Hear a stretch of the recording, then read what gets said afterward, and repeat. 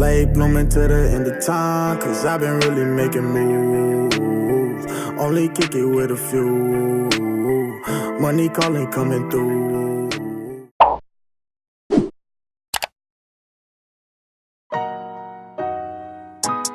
All of these blessings, all of the amazing things, all of these waiting for.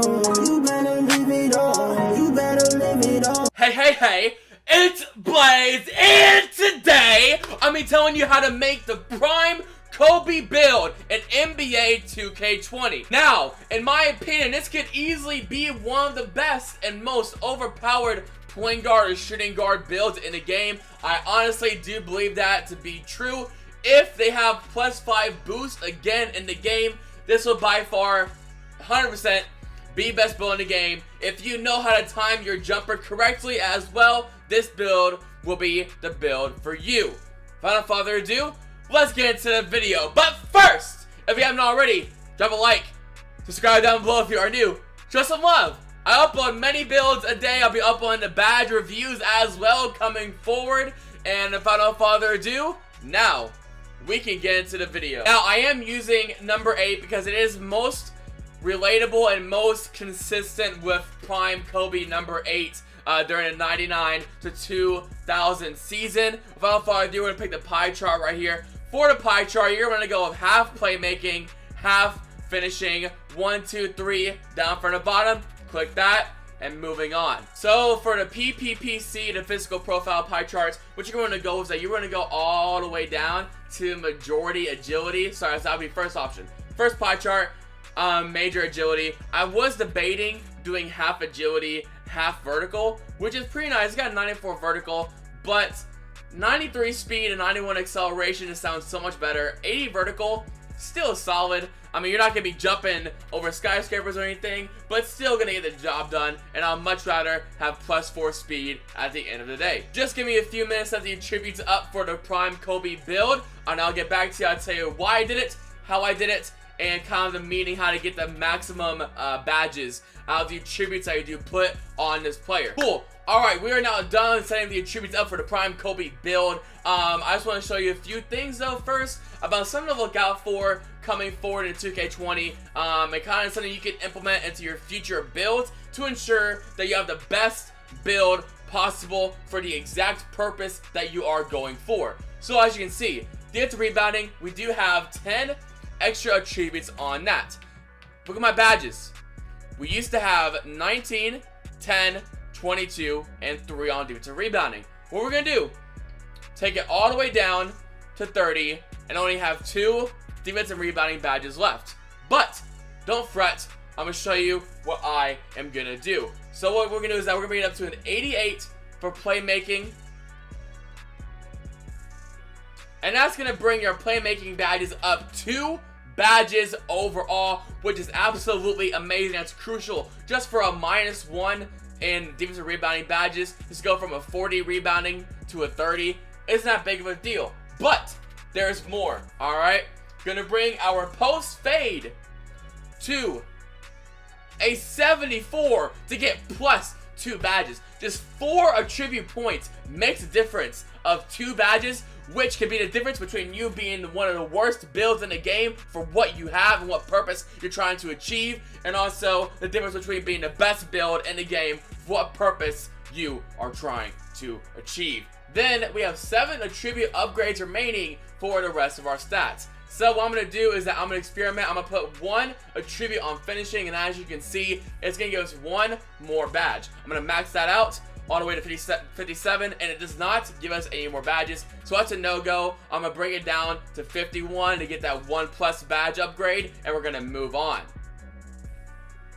Now we're gonna move it back on a defensive rebound because that's the best next stat that we can do. FYI, perimeter defense is shot contest, blocking is blocking by itself for animations. So don't get that confused as to where you're like, oh no, I only have 30 shot contest. No, that's incorrect. We have 76 shot contests with a 30 block animation preset. So what we're gonna do, we're gonna put the 6 attribute upgrades back on defensive rebounding.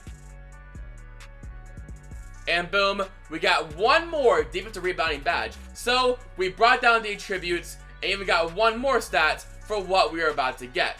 Now, as you can see, we do have -1 for passing accuracy. As you can see, we can just put one more on that. It's not a big of a deal. I would much rather sacrifice that 1 point to get one more defensive and rebounding badge. Moving on. Now, for the body shape, in case you're not aware, body shape does affect your animations this year in NBA 2K20. For example, if you are a big and you have Hall of Fame brick wall, your Hall of Fame brick wall is much more effective if you have the bulkier body, or burly body, I should say, right here, because your area of surface area is a lot bigger, therefore your attraction where you can draw someone into your body is a lot bigger, whereas with the slight flight type of body shape, it is a lot smaller and be a lot harder to drag that attention for you.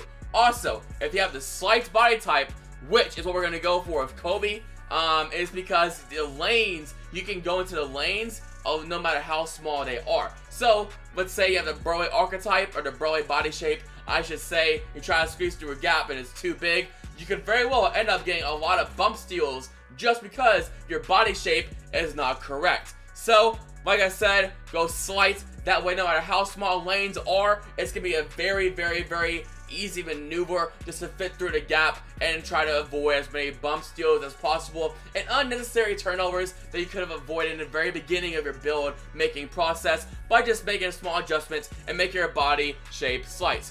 I know it's pretty ugly, but I mean, what do you want? You want to look good and get your ass kicked, or you want to look a little bit scrawny in a slight fight and win some games? You choose. In regards to height, I was really debating whether to go 6'6" or 6'5" in this process, but in my opinion, 6'6", all you get is +1 post moves, +2 interior defense, and you get -3 speed, -4 acceleration, and -3 vertical. Whereas with 6'5", he sits still. Your stats are solid. There's nothing to change here. Plus, if you want to play point guard or the 2 guard, or just as a secondary ball handler in 3s or pro-am, this is definitely a solid choice for you to do. So like I said, 6'6", just it's not worth getting an extra inch. 6'5", 6'4", it's cool, but I would much rather have the more balanced speed, the more balanced acceleration, the more balanced strength, and you have better defense as well, which is why I decided to go with 6'5" instead of 6'4". 6'4" is more of a point guard build. If you want to go this build for your point guard, by all means, go for it. But for me, with knowing about Prime Kobe, trying to go for a shooting guard build, 6'5" is where it's going to be at. Fantastic. Okay, so as far as weight is concerned, what you're going to want to look at is very specific here. Pay very close attention to what I'm about to do here, because this could be a difference between you having the best of your identical builds that you are going to come across, or have the worst of the identical builds they're going to come across, because this mistake that you can make on the weight this year is very, very crucial. Pay attention to acceleration and vertical, but mostly acceleration on the boost that's about to get. Most builds, you're going to be in the weight all the way down, and as you can see here, you get -5 interior, +3 lateral quickness, but acceleration went up +4 to a 95, and vertical went up by 1. Now, the most attractive increase here, like the thing that draws our eyes the most, is that acceleration by +4, which is absolutely amazing. It's going to turn your build into a speed demon. Lateral quickness, it's a good boost. We'll take it. Interior, that's major. Strength, not so much. Vertical only went up by 1, so it's not a big of a deal. But let me show you what I'm going to do right here. As you can see, when I increase my weight, acceleration is still staying the same, vertical is still staying the same, right? Capiche? Capiche. So what we're going to do is that we're going to bring up the weight until acceleration or vertical changes. When we go up, you see right there, the vertical and acceleration change from 182 to 181. Lateral quickness used to be +3, now it's +2.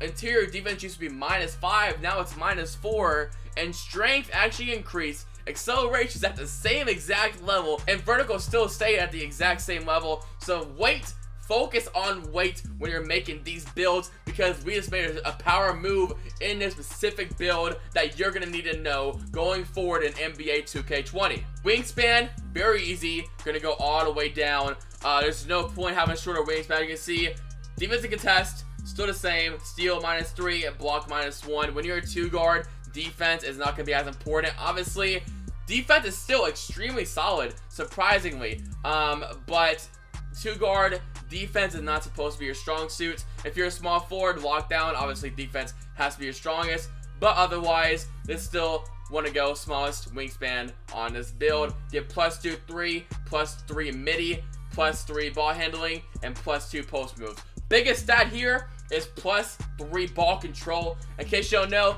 3 is the lucky special number. 3 is the skill gap difference between where if you have a 71-3 and a 73-3, there's no difference. 71-74, there is going to be a difference that you are going to notice on that build. So, ball control is going to stay at 91. Speed goes up by 2, and biggest of all, mid-range is going to be solid as well, especially for that shot creator takeover that we are about to get. As you can see here, we got slashing, playmaking, and shot creator takeover. Slashing stats is still very solid. We have a 90 drive and dunk. Playmaking, 91 ball control. Shot creating is the one place that is gonna make a big difference in how we can play in our play style. With a shot creator takeover, you're gonna be able to take moving middies as much as you want to. You have a strong driving game, a strong dribbling game, and if you know your jump shot, you do have the +5 boost that they are gonna have in park. Your 3-point is gonna be a 71, which is insane just to think about you having a 71 3,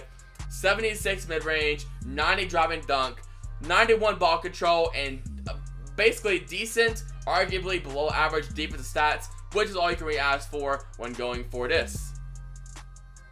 Now we are gonna confirm this build right here.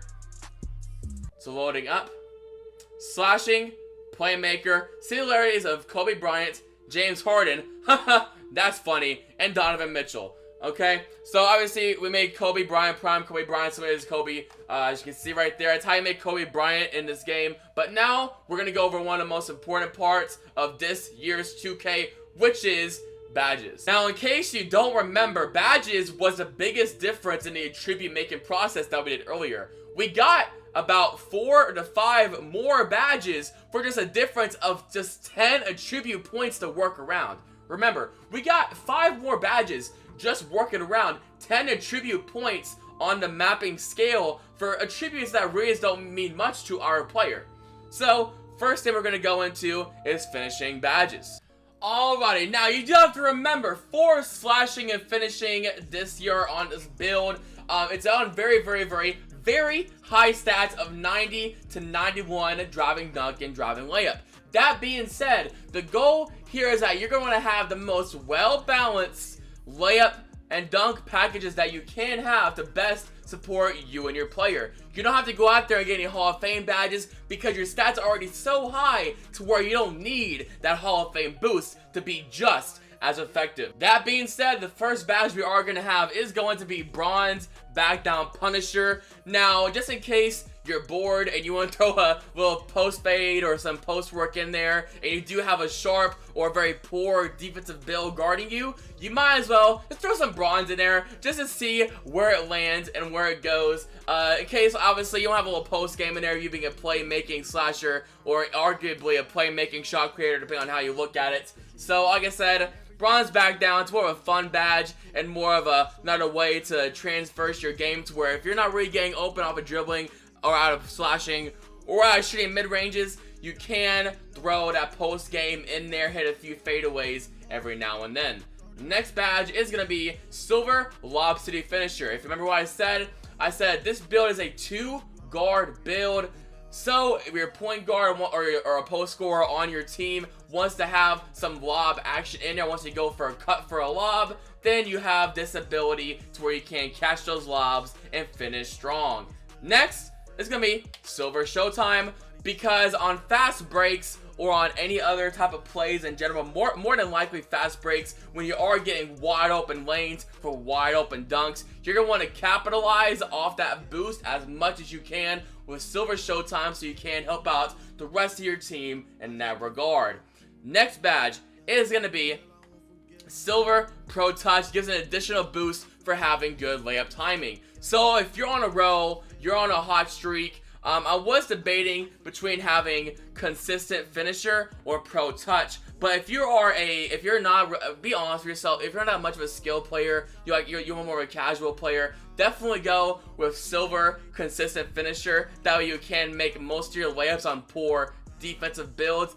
But if you're more skilled at the game and you know yourself and you know you're solid, go ahead, go Silver Pro Touch so you get that additional boost and getting rewarded for playing well, which is something that I really am all for. You play good, you whoop ass, you should get rewarded for it.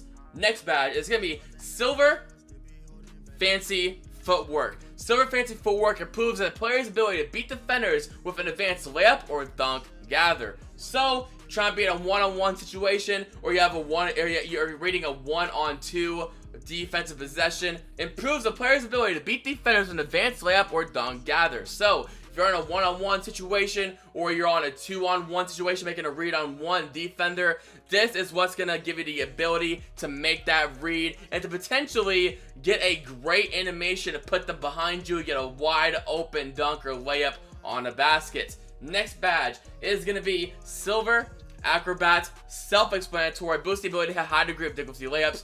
All of us, no matter who we are, we don't always make the right reads when slashing to the basket. So when you don't make those right reads, this is kind of a bailout badge to where we're all human, we make mistakes, we go with a bad contested layup. This improves the ability to where we might actually hit that, especially with 91 driving layup with this badge, makes it a whole lot easier. Next is going to be Gold Slithery Finisher. Improves the player's ability to avoid contact when attacking the rim.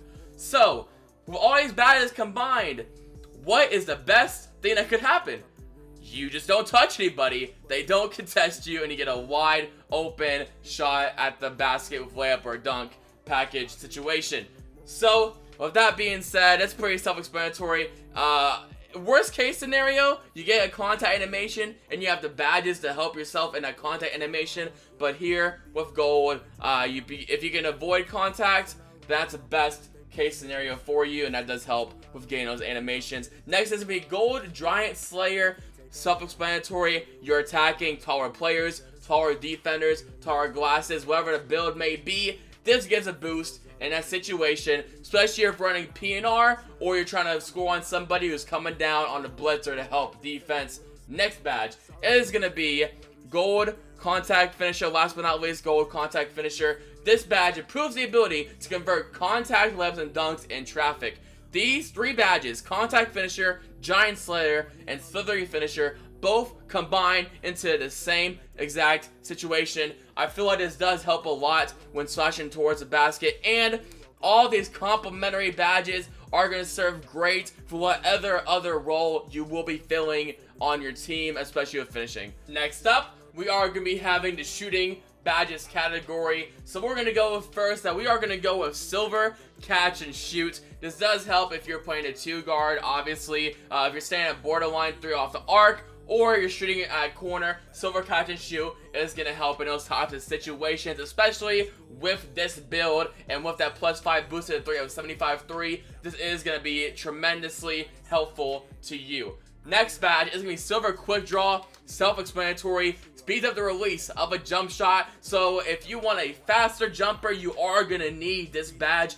I don't think there's going to be any more speed or in the blending situation of 2K19. 2K19, you could increase the speed of your jumper. This year, they took that out and they put Quick Draw, so you can see it as increasing your release if you have Quick Draw only. That's the way to do so. That being said, we do have Silver Quick Draw to help with mid-range jumpers, either moving or standing, and threes by themselves. Next badge is going to be Silver Steady Shooter. So, in case you ever have someone that's late on getting a contest or is leaving you wide open, you are going to get a boost on your jumper just for being wide open or for them coming in for a late contest on you. That's going to help in those type of situations. It's very useful for moving mid-ranges or any other shots that you may take. Next badge is going to be Gold Range Extender. So Range Extender does affect both deep moving mid-ranges and deep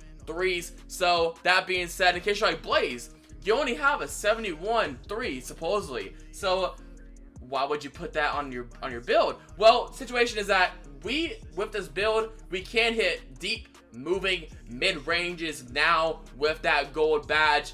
And when combined with gold difficult shots as our last badge, that's going to be a perfect 1-2 punch combo when it comes to shooting.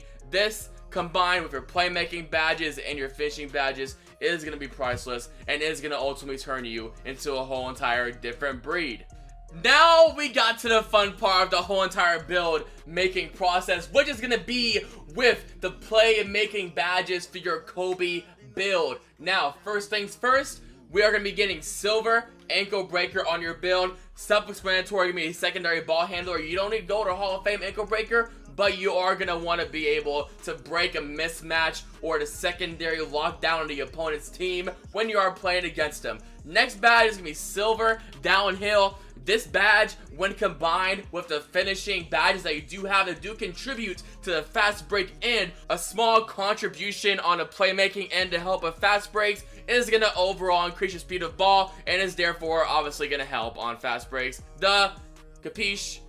Capiche. Next badge, silver lob city passer if you're on a PNR situation or you're on a 1-on-2 read and the one comes towards you, gives you a wide open opportunity to throw that lob. With that being said, the badge that is going to help with lob city passes or just passes in general when on a 1-on-2 situation or on a double team by themselves is going to be gold needle threader. Basically, if you get double teamed or you're surrounded by a bunch of players or you're getting blitzed on a 1-on-2 situation, this gives you the ability to pass with ease and not get some whack passes coming through, going to the sideline, getting yelled at by Timothy over here because he just double teamed you, is making you look bad, and then you're getting dropped off by an amateur one. Overall, just not a good look. Just put some investment into Gold Needle Threader. It's going to pay off in the long run. You know what's going to help you? To beat all the toxic Timmies and their lockdown builds trying to come to you and ruin your day. So the badge that is going to help you with that is going to be Gold Unpluckable. We didn't go Hall of Fame because of 91 ball control. You don't need to go that deep into the process. But with Gold Unpluckable, this is going to help you a lot with not getting stolen a ball from you anymore. Or at the very least, making it very, very, very difficult for someone to do so. Next badge is going to be Gold Stop and Go. This is going to help a lot with moving mid-ranges and trying to get that open look. If you can dribble and you can stop and go wherever you want to, and overall your agility is higher. And remember, our acceleration on this build is 95. Combined with stop and go, it's going to be very hard to stop you and park on the 2s and 3s because your ability to work the space around you is going to be incredible. Next badge is going to be Gold Quick First Step, which helps you with blow-by animations and provides more explosive first steps out of triple threat and size ups. Self-explanatory, blow-by animations, slashing equals W, la-di-da-da. Next badge is going to be Gold Dimer. As a secondary ball handler, it is your responsibility to help your team by giving them that boost on their jump shots or whatever it may be, because they're sacrificing their offense for defense and you're sacrificing your defense for their offense. So with Dimer, obviously that's going to help your own team.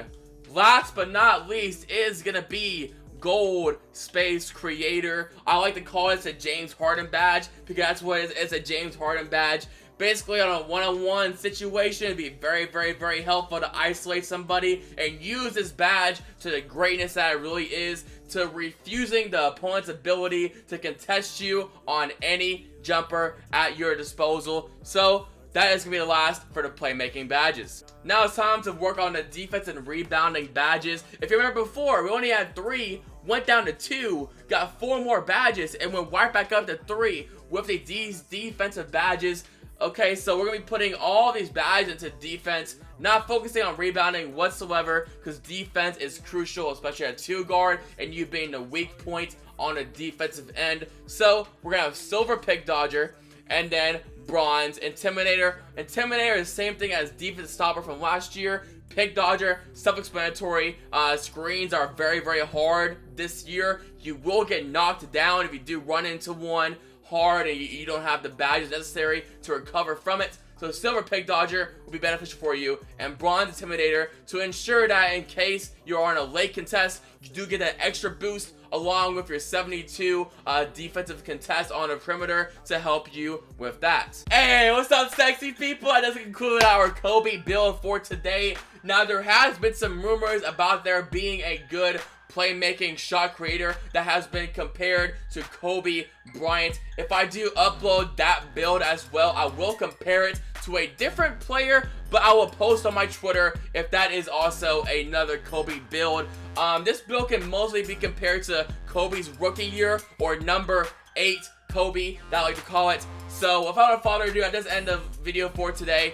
But if there is a update to the Kobe build, I will put it in the pinned comment in the description, because we don't know which badges are the best thus far. I have a pretty great general idea, but with patches coming through, I will need to update the pinned comments as time does go on. So be sure you do look at that to ensure that you do have the best updated version of this build. But without further ado, good day, adios, and good night. Peace. Well, cheer one of you. I'll see all of you later.